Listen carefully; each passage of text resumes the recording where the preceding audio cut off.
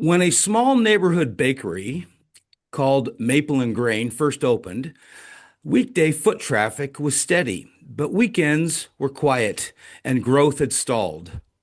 The owner, Alina, decided to try something different, a Saturday night dessert tasting.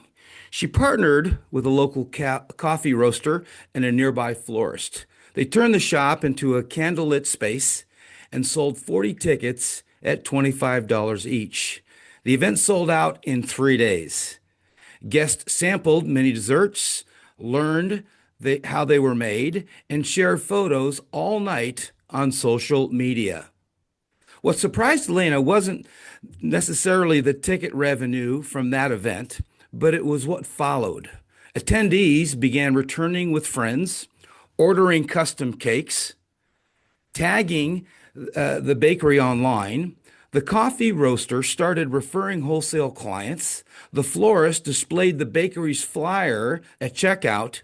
Within 3 months, Maple and Grain's weekend sales doubled. The bakery began hosting monthly events, each one introducing new customers and deepening the community connections. One small event turned a quiet shop into a local destination, gave the business the momentum it needed to grow. Are you looking for new customers? How about more customers? Do you need ways to keep them coming back? Do you just want to increase revenue and the bottom line? Well, you've come to the right place. Hello, everyone, and welcome to another IGA webinar. We're so glad that you can join us. If you're new to the IGA, we are the Association for the Indoor Golf Industry. We are here to serve you. We bring the industry together through education, through information, and networking. And we're excited to bring you today's webinar. We got a lot of great information. We got some expert guests. And so get ready, take lots of notes. So today we're going to cover several things. The main topic, how to host and produce special events. We're going to talk about what are special events, basically, and why. What are specific details about these events, how to market and promote these events. We're going to talk a little bit about execution of these events and how to find groups that work with. Also, talk about follow-up. So I'm very excited because we've got some experts in the field. We've got Chris Austin, who is Camo Marketing, CMO. He's worked with national firms across the world, and he's got a lot of great marketing ideas. We have Sarah Henrich, the GM of a local indoor golf facility here in Scottsdale, Arizona, and she's killing it. We're excited to have her. And we just wanted to thank you all. We also have Golf O'Clock, who thankfully is one of our sponsors, and going to talk a little bit about that at the end. So today's call will be recorded, so don't panic. Take some notes, but at the same time, we're going to send you the link for that recording afterwards. And let's just jump into it. Let's get into it. And Chris and Sarah, please feel free to jump in at any time. And let's get going. So first of all, first question for all of you, why special events? We know darn well they're a lot of work and a lot of effort, but is it worth it? So here's just a few ideas, and then I'll call on Chris and Sarah to jump in. But number one, it's going to build you lots of exposure and awareness because now you're advertising something special.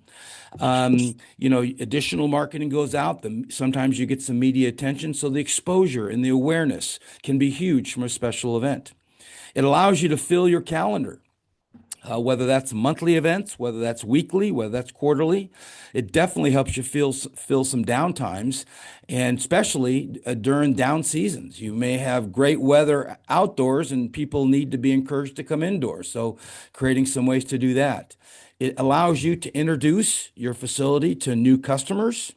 It's a special reason just to come on in. It helps you develop partnerships in the community with different groups, different organizations. It definitely allows you to sign up new members that will keep coming back on a regular basis, and it creates more revenue. So these are the overall reasons that you want to think about special events. Chris, tell us your thoughts on that. Well, the big thing here, obviously, you're bringing new people in that haven't been exposed to the venue, but it's also people that may not be reached by your advertising. They may not be in your target audience. They might not be online. They might not be on Instagram. They might not be the places that you're advertising. So you're going to reach people through an event at no cost, and in fact, with revenue that you weren't able to touch with advertising or email or social or any of the other ways that we reach out to people. So it's really expanding your audience, and then ideally your membership or players coming in the door. Absolutely right. New customers, new people, new eyeballs. Sarah, you do a lot of special events. Tell us why you do them and why they're so important. Yeah, definitely. And just want to make sure everybody can hear me, correct? Yes, we can. Okay, amazing.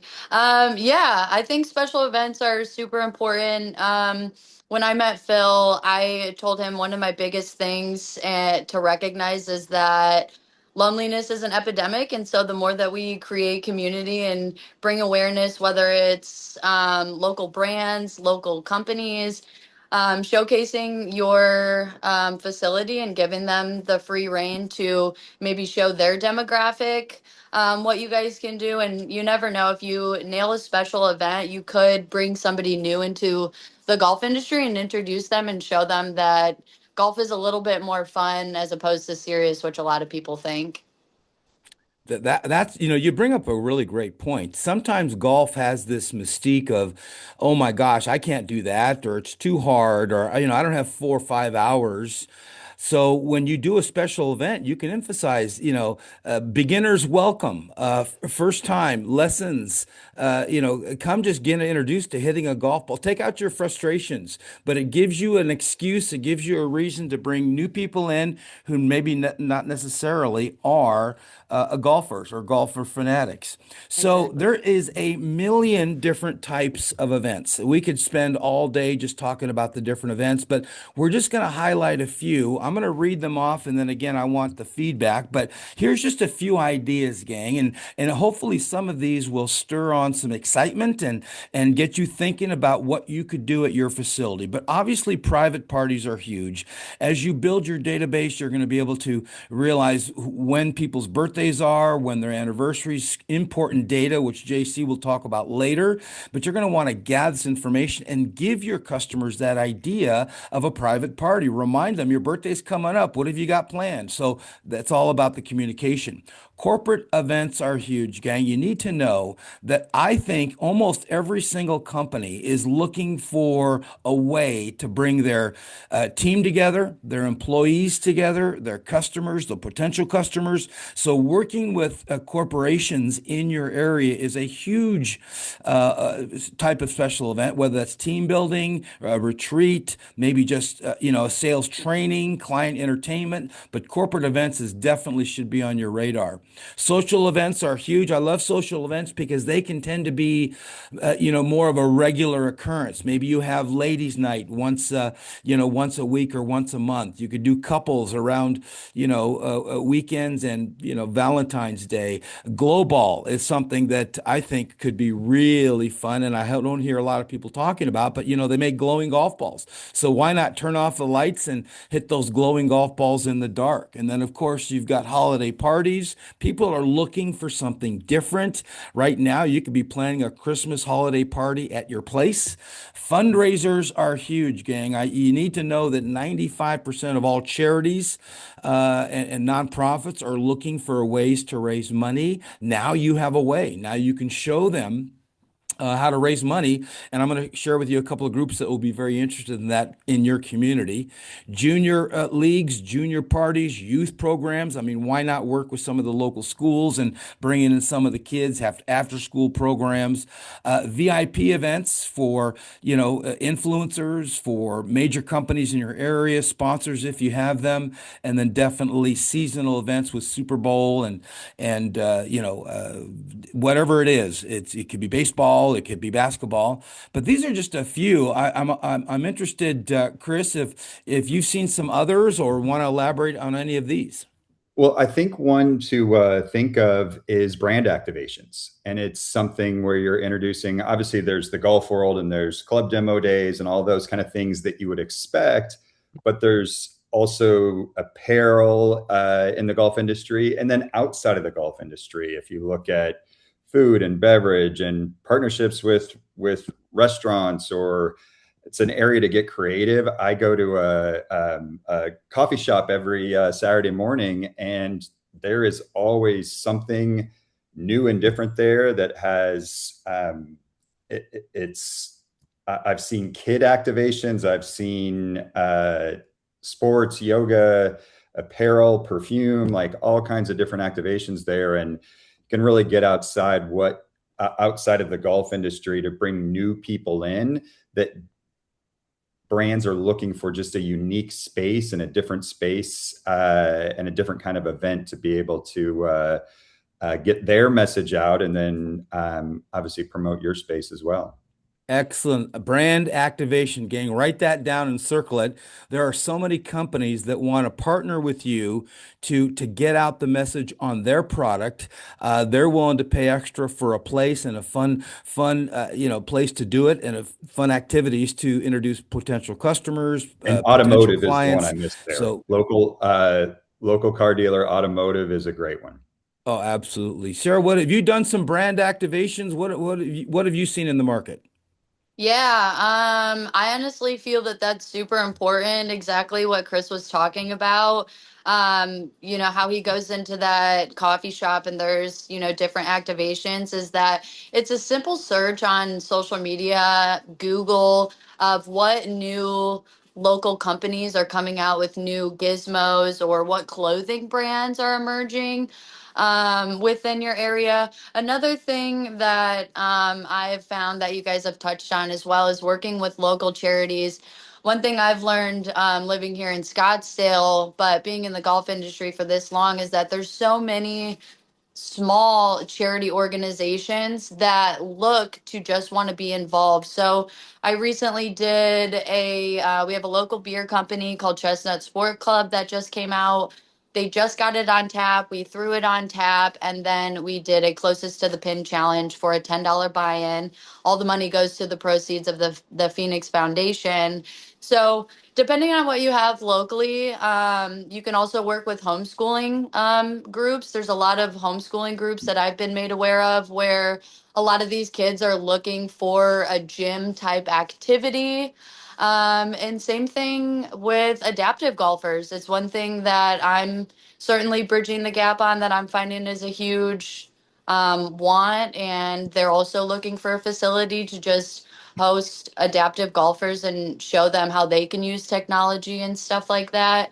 But yeah, there's so many clothing brands, whether it's not immediately local or within the city, that just want to bridge that gap of also finding a new community to tailor their clothing to.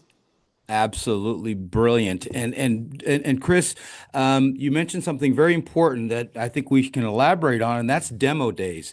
Gang, do you realize how many golf club manufacturers are out there and new golf ball companies are out there, and they all want business? Now, we're not necessarily suggesting that you all sell apparel or golf clubs, although it would not hurt to have a couple of brands in your place. It wouldn't hurt to have a golf club company or two. And if you're thinking about that, a demo day is a great way to kick off that program. Let me just remind you that golf clubs want exposure. They want to sell their clubs not just at the golf course, not just at the main golf stores, but they're looking for exposure. So they're willing to come in. They have a database of golfers in your area, and they're willing to promote it and bring people into your place. And now they can test their clubs at your place. So easy to get in contact with the golf sales rep of any major brand. They're looking for ways to do that.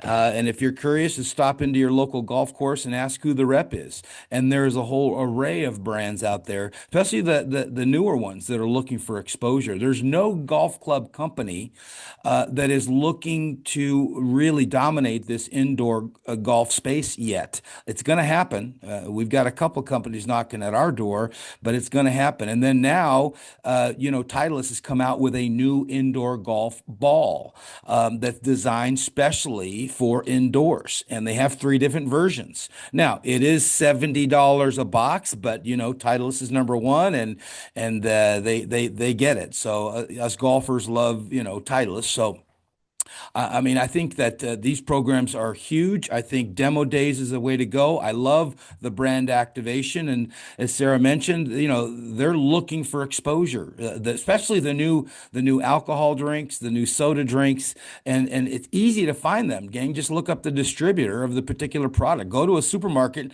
and look what stands they have in the aisles. Huge market, and just reach out to the local sales reps. And then, Sarah, you mentioned something huge, which is, adaptive golfers. There's a lot of associations popping up all over the country of adaptive golfers that are, have their own leagues. They've got their own networking. They've got their own mailing list.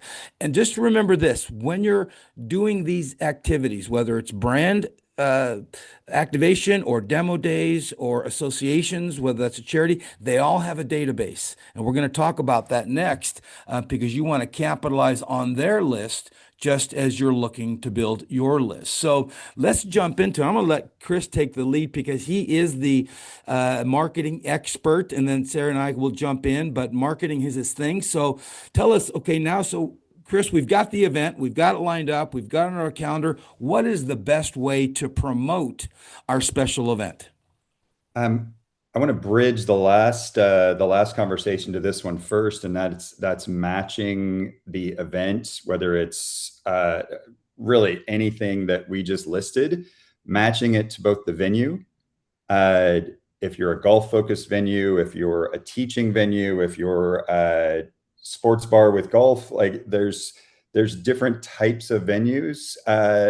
None are equal, none are the same, and so not all brand activations, not all events, not all corporate events. Like there shouldn't be a desire to go after everything. It's what fits in your venue, and also equally important, what fits with your brand. Mm, Um, you want to match all of those things up and not have the wrong kind of event because it's not going to benefit you in a way other than the dollars that you're getting for that event. From a marketing standpoint, it's really important to have a dedicated web page for special events. Uh, it's pretty formulaic on what needs to be on there. Packages, pricing, food and beverage options. If you don't have F&B, then what are your catering partners? Is there available seating? I think another one that a lot of people miss is there a meeting room? A lot of the smaller daytime events that you might like, a board meeting that's a small 10-person event, they want to have lunch, they need to sit at a table or seats for a little while, and then they want to get up and hit balls. Like, you need to make folks aware that what kind of space you have available beyond the bays. Photos of the space really help with that. Any kind of testimonials, quotes from past events are huge. That's our social proof. And then a booking form or an interest form. And if we can get all of that on there, good places to model this after, look at Dave and Buster's, look at Topgolf, look at K1 Speed. They all go hard after corporate events. And so the one in your area, look at how they're positioning their space and the type of events they have. And it's good to model after.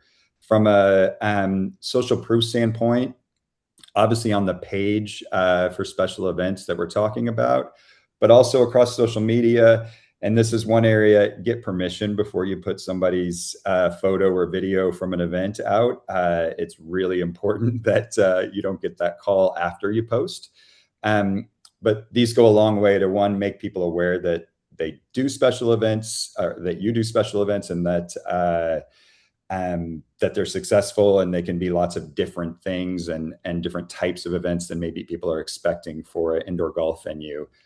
I went through and looked at local search. Obviously, leverage your Google business profile. It should be just for your venue as well, but you can add that you do special events there and photos from events and things like that to help with search. Obviously, you want to optimize the page for the search terms that are coming in. The highest volume search terms are around these three: event venues, event space, and party venues. And then it's your town, your near me location, whatever the geography is. Those are the three highest volume on Google, at least. And then you can go more targeted, more specific, small events, small party venues, things like that. And then there's probably a decision to make. Do you want kids' parties? Do you want bachelorette parties? Could be a little more cleanup, could be a little more supervision needed. So you want to make a decision. Are those right for your venue? Are those right for your brand? Or do you want to go after those kind of events? Um, and there's less volume and less competition on some of those keywords, which is great. Obviously, you're going to promote across LinkedIn for more corporate. Paid ads on Meta is still the best way to target anybody across Instagram and Facebook. And then if you're on TikTok, it's a great way to show what the events are, and even do some live streaming on Instagram or TikTok for events. If it's more of a charity event or a nonprofit or more of a party, and you have permission, that certainly makes sense. If you're co-hosting the event, it makes sense to market on LinkedIn or on Facebook events and have people sign up through social that way. Other ones, limited time promotions, early booking discounts. That's a good way to base load the holidays or the off season for that matter. And then, and a lot of these are decided pretty far in advance. So that's something that you want to be out talking about holidays or anything else with plenty of lead time. And then campaigns to go out. And Phil, I'll let you talk about who to go after, who to talk to, some of the groups to reach out to. Yeah, we're going to go in depth in that here in a second. But Sarah, this is, great, but you're boots on the ground. So you've done a lot of events. Tell us some of the marketing tools that you've used that have been most effective. Yeah, absolutely.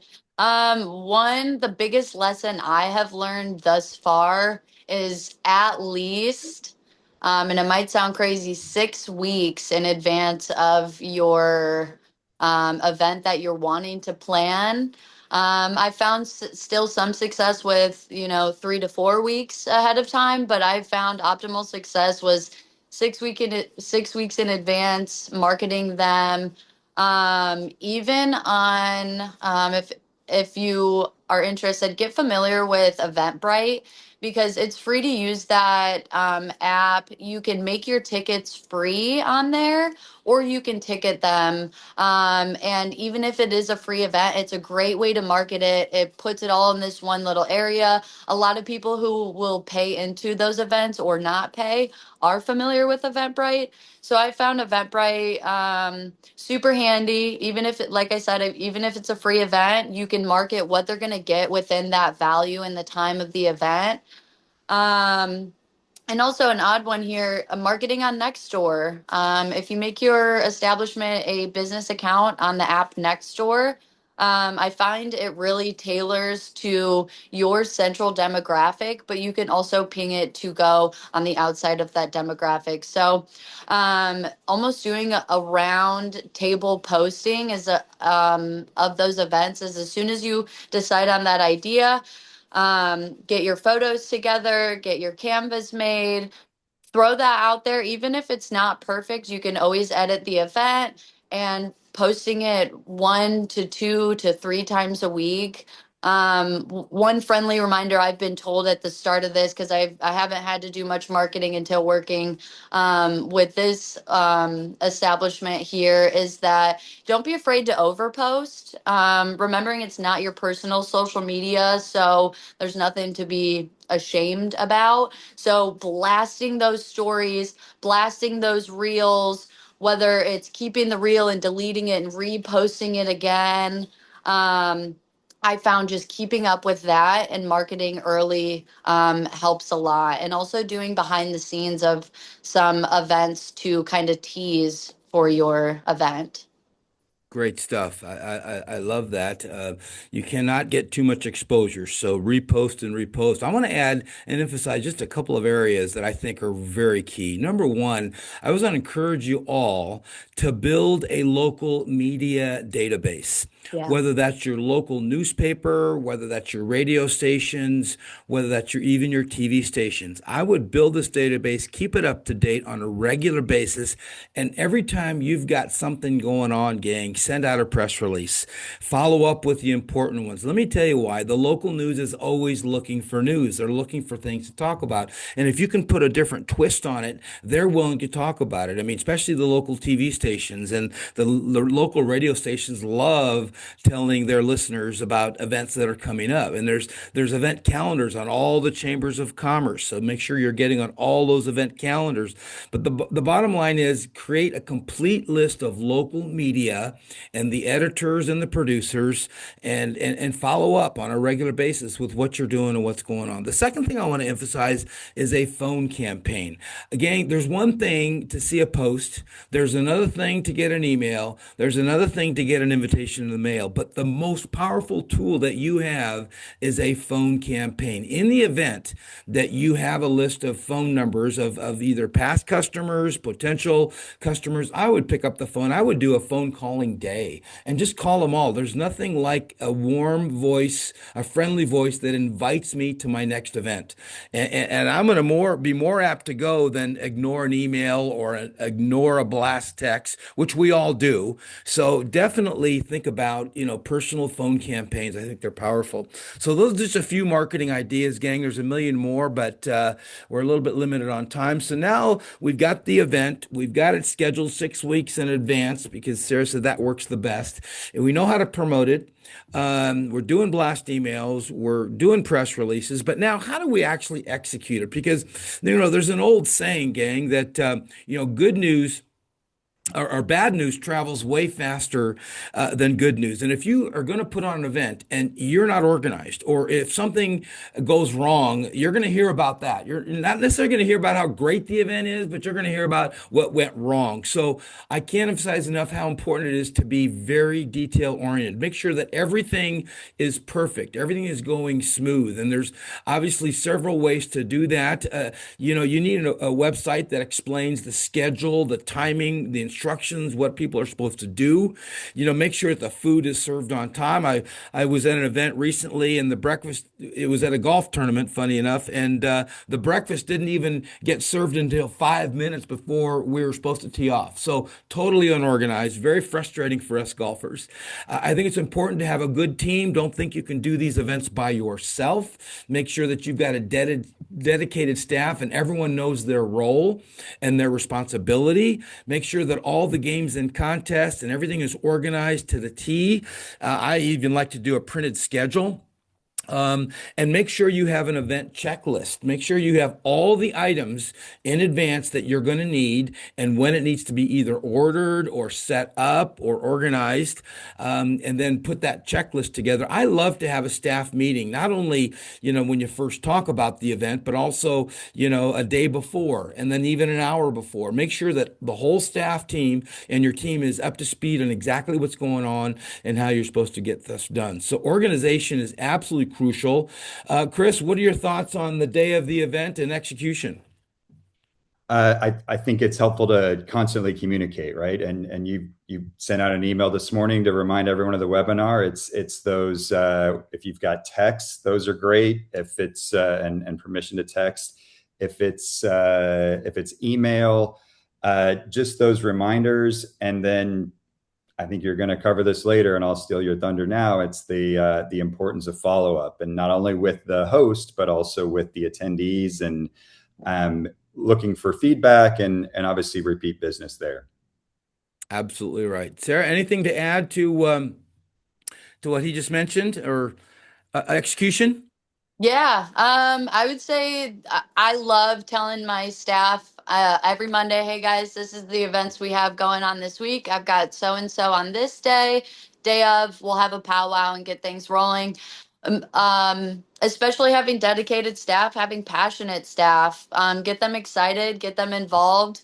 You know, One thing also I've noticed, it's important to assign a staff member to help facilitate competitions and games. We don't want somebody that's a part of the party feeling vulnerable, like they need to host or man the computer or whichever way that you are doing it. An event day checklist is perfect. Absolutely. I love what you're saying. Get the team involved, get them excited because you want team members who are passionate. I'm going to add one more, gang. Train your people to do events. If you think that you've got to be the captain or you got to be the CEO every single time, you're going to wear yourself out. I would really encourage you to have a training program where you have a team that you're training to do events down the road and you feel so comfortable in turning it over, it's just going to cut down. Right now, you're probably all working 24/7 and sometimes getting burnt out. But if you train your team, whether that's full time or part time, you're going to eliminate a lot of your headaches and extra work. So let's move on to we've got the event, we've got this calendar, we've got the promotion down, we've got the execution down. Now, where do we find customers? Where do we find companies? Who do we work with? Where do we reach out? And I'm going to say that this is probably one of the most crucial parts, gang, because your partnerships, the groups that you work with could mean long-term business. Not like the bakery store, you don't look at it as one little event. You're looking at this as long-term business. So these relationships that you're building now are going to serve you long term. So where do we look? Where do we find some of these local groups? And I'll just go through a few ideas because there again is a million, but I would look for local corporations in your area with lots of employees. Whether that's a manufacturing company, whether that's a big car dealership, but whether that's maybe even a supermarket. Gang, these folks have lots of employees. They also have lots of customers, but employees are important. And I can assure you that every human relationship department are looking for activities for their employees. They too want to build networking and relationships and passion. And this is why you want to stay with our company. So they're looking for activities. So do not be afraid to pick up the phone and talk to HR and say, gang, we'd like to, work with your staff and work with your employees and create some events that'll, build some camaraderie. The next I would thing I also want you to look at encourage you some to of think. the larger companies that have that maybe aren't based where you are or don't have a headquarters, but are large enough that they have remote workers all over the country. I've been a part of internal corporate golf groups that played green grass facilities, and there's no reason why those groups who are sending 10, 20 foursomes out on a Saturday can't go to indoor golf one day. So think about very large organizations that will have a golf interest group as part of them. I love that idea, Chris. And gang, it's not hard to find. All you have to do is Google major employers in your city, in your county, in your state, and you'll have more resources to work with than you can realize. So, major employers is a big one. Hospitality partners, the bakery talked about local coffee shops and florists, and I agree with all those. But here's some big ones, gang, and that's the hotels. Do you have hotels in your area? These guests that are coming in from out of town are looking for stuff to do. And it's important to have a relationship with the concierge at each hotel in your area. The other big one is the Convention and Visitors Bureau.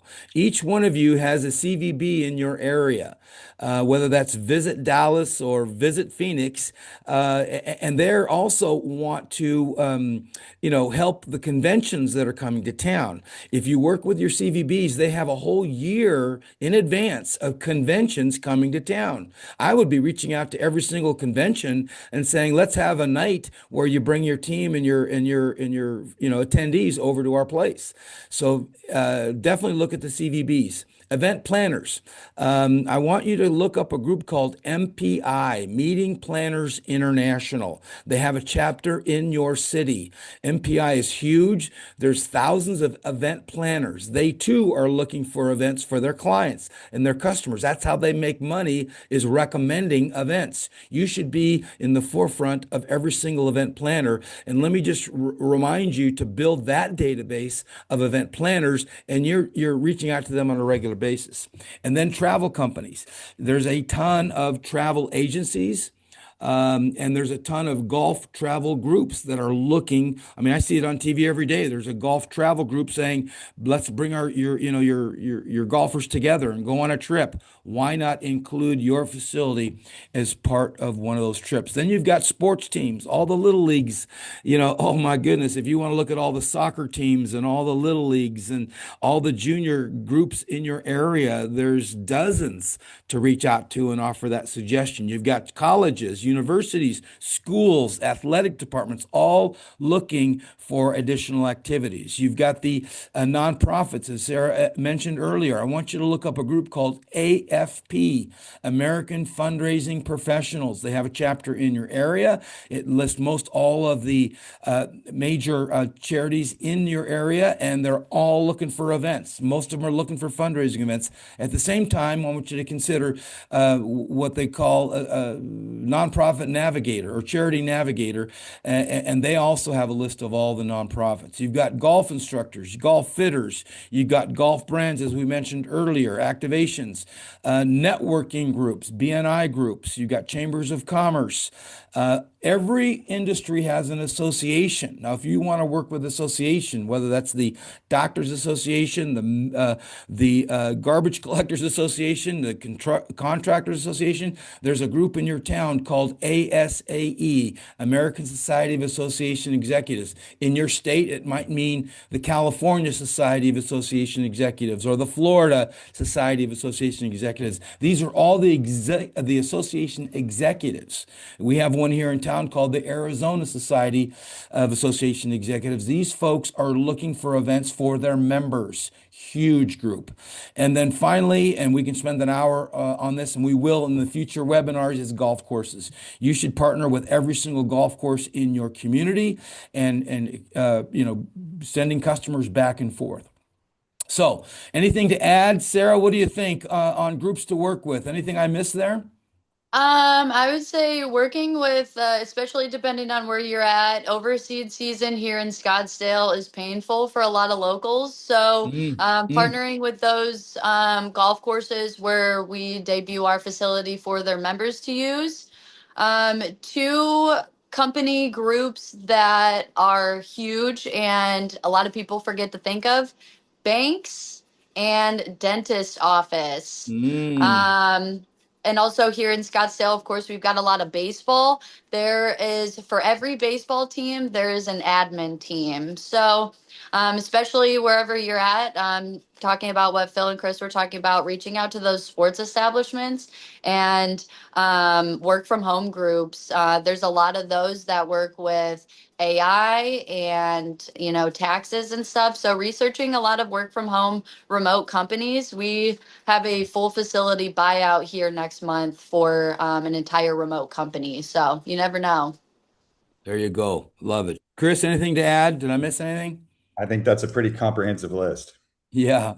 Gang, bottom line is every business is a potential partner, right? So, but what I like what Chris had said earlier, you've got to match the event with your facility, right? Mhm. If you're a party place, then, think party. If you're an instructional place, think demo days and instructions. So match the facility with the activity. But the guys, there's not a shortage of groups to work with in every city. You just got to reach and get creative. So the next one I want to talk about, gang, is going to be the secret to your success. It's one thing to do an event and make a couple bucks. It's another thing to take it to the next level. And the next level is follow up.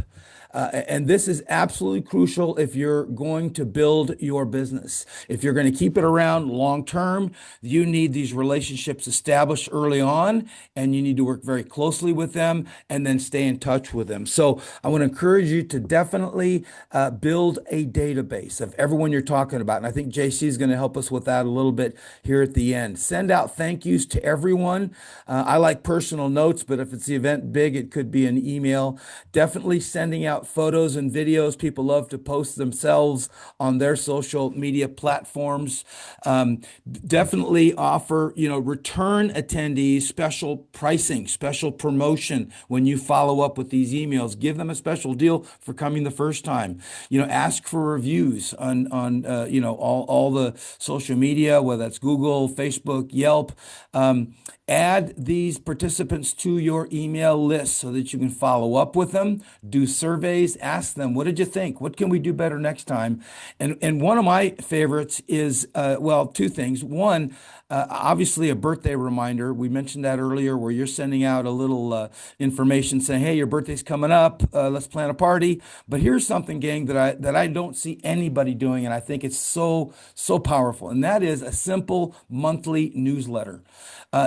For example, if you have an instructional facility, why aren't you sending out, in golf tips on how to improve your game on a monthly basis? Doesn't have to be long and depth because there's a million of them out there, but why not something that highlights you? And here's the secret to that newsletter. It's out of sight, out of mind. If they forget about you, they're not necessarily going to come next week. But if you're reminding them in a gentle way with information, education, they're going to remind, hey, I got to go back there and play some more golf, especially if they had a good time with you. So follow up is crucial to the future of your success. Chris, anything to add? No, it's ongoing communication for day of the event, and like you said, it's ongoing communication in any channel that you have available to you, to stay top of mind, or to add in maybe something that the audience wasn't thinking of. That, hey, this is a place for special events. It's not just a place for me to dial in my wedges or whatever it is. So it's thinking of the venue in a new way. Absolutely. Sarah, what do you do? How do you follow up with your people? How do you get them coming back? Well, Chris just nailed it right there. Me personally, I'm very big on emailing back, thanking people for their time, their energy, for working with me on organizing things, and just opening up the conversation for the future. If they have any questions or any ideas, to don't be afraid to reach out. Absolutely. Just remember, gang, out of sight, out of mind. And if they forget about you, they're going to forget about coming back. So, guys, we are very, very fortunate to have and be working with a lot of great companies in the indoor golf space, and there's new ones popping up all the time. And we couldn't do what we do without our sponsors. But this one's especially important. And I want to introduce JC, who's living in Canada. He told me there's a foot of snow, but he loves it because he's a skier. And so he's going to tell us a little bit about Golf O'Clock and his company and how he and his services can help you with your events. JC, welcome. So glad you could join us. Thank you, Phil. Thank you for having me. It's crazy insightful information. I think every operator is definitely gaining a lot of good information take their facility to the next level. This is also why I like to discuss Golf O'Clock with you guys. Of course, Golf O'Clock is a full suite management system, reservation system for indoor golf specifically to help with your facilities. But what I'd like to touch on today is especially everything we've discussed regarding events and how do you bring people to come back. Events are interesting because you're gaining a lot of people to come in to your facility, but you're not necessarily taking everyone's information because you're dealing with, for example, the head of HR or the organizer that will bring people in on their own. Now, you can build a relationship with them to make sure that that part of the situation is repeatable. But what you want is to make sure that the business that you're dealing with and their attendees, they also become repeatable repeatable visits. Now, how do you build that sort of workflow? That's a very important question, because what we've come to realize over time is that operators don't necessarily have the tools to track that information and to build that repeatable and predictable revenue as well. So, for example, what we like to say is operators, owners, your job is to focus on the experience you're offering to the attendees and the event organizer, right? You want to make sure that the vibe is amazing. People are having a great time. uh, just an all-time high sort of energy that makes them want to come back. But you can't create that, you can't guarantee or at least put the chances on your side to go from wanting to come back to actually coming back if you don't have a workflow that's automated, structured, and really specifically based on the event you're building for them. Our job now is to take every single person and try to build that automated workflow. A good example could be every person that attended your event, you give them an incentive to maybe scan a QR code that gives them a free hour. If you have a system like Golf O'Clock that allows that sort of experience for the user, what happens is by claiming their free hour, they're also in a few seconds creating their account on the platform. So that means full name, email address, phone number, gender, birthday, name it. You can go as far as you can to make sure that it still remains seamless for them. Once they're in your database, now the thing is that happened also in the past is it often landed in a CRM that didn't follow up with them, or maybe in a spreadsheet that you had to go in and contact people yourselves, right? But we want to have something that's automated and that's predictable. Systems like Golf O'Clock, what they'll allow is a workflow dedicated to that event. So thank you email when it's done, a follow-up with some urgency to use their free hour. Now, you can go on and on and on and decide how far you want to push the boundaries. But again, it's good to deal with a system that allows you to push the boundaries as far as you'd want. The second they do convert into a repeatable or a repeat customer, they can fall into a new automated pipeline where we thank them for coming back, right? Or we give them a new incentive, or we tell them to tell their friends, or they become an event organizer for something like a bachelor party or a completely different sort of event that they haven't or that they weren't there for the first time. So again, the message here is give yourself the chance to focus on the vibe and the atmosphere, and we will do the job to make sure that everyone in the facility at least put the chances on your side to make sure that they become repeatable business. A little bit more about Golf O'Clock. As much as we fall into that category, we also help you do things like maximize bay utilization on peak nights to make sure that your schedule is as booked as possible, so no unwanted gaps or anything in that sort. It's an extremely robust and flexible platform that makes sure that you have very smart booking rules and very structured to make sure that things fall into place, but never at the expense of the user experience, meaning your staff and your clients. So taking a new reservation for them is very seamless. So you increase your chances to go from either their follow-up email or an add-on on social media to an actual booking confirmation. We also help with things like integrating directly into your point of sale, your food and beverage point of sale, to make sure that your tabs and your bays are completely synced, and you avoid anything from double manual entries or errors. As much as we try to avoid them, sometimes they're inevitable. And of course, at the end, driving loyalty, repeat visits, as much as it applies to events and making sure you can leverage the attendees, it also applies to regular reservations, and making sure that these people, we reward them for coming once. We also are able to reward them for coming in a few times by offering them maybe the chance to become a member at a discounted rate, and things like that. So, of course, if anyone is curious to learn more, again, my name is JC. I'm with Golf O'Clock. We have a bunch of resources on the IGA website. Feel free to download them. Feel free to reach out to me. I will be happy to have a conversation with everyone on here. Thank you so much, JC. And I will remind you that I will forward you JC's contact information. And compliments of Golf O'Clock, we are sending you out a playbook, a step-by-step playbook on how to maximize your business. So excited to offer you that at no charge. So JC, thank you. We look forward to working with you, and we're going to connect you with all of our attendees. So. Absolutely, my pleasure.